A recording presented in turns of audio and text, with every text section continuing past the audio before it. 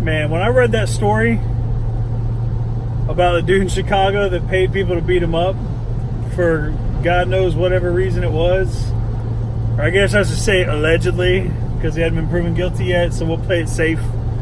The guy that allegedly paid a couple dudes to whoop his ass in Chicago, I couldn't believe it. Like, I couldn't believe somebody would actually do that. But then I thought about it. You know, I think about things when I read them and ingest them, and I said to myself, you know what? Managers and dealerships have been doing that for years. I mean, that's all we do, right? You hire people, they beat you up, they make your life hell, they put you through the ringer.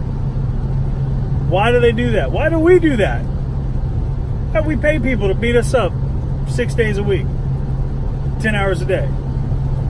It's our own fault. You know why they do it? Because they can. Because they don't know any other way to be. Because you didn't train them good enough.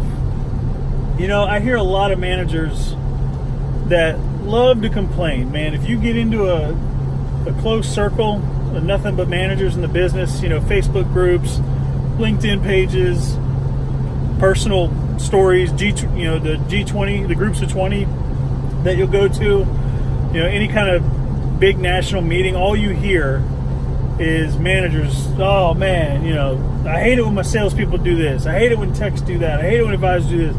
I can't believe my parts manager does this every day. When you tell those stories to people about all the things your team does wrong, you're just telling them how terrible you are at training them. It's your fault. It's absolutely your fault.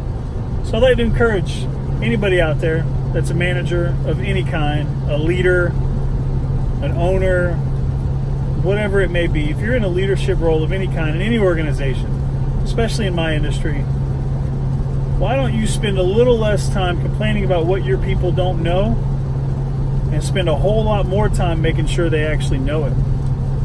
Because until then, the only reason they suck is because of you. You know, it's a lack of education or a lack of execution. You better rule out that it's a lack of education. Because if it is a lack of education, it's your fault. And if it's a lack of execution on their part, and they're still on your team after being educated and not executing, that's your fault too. So, food for thought. Hope it helps somebody out there in this world. You guys have a great night. Keep working to be your best.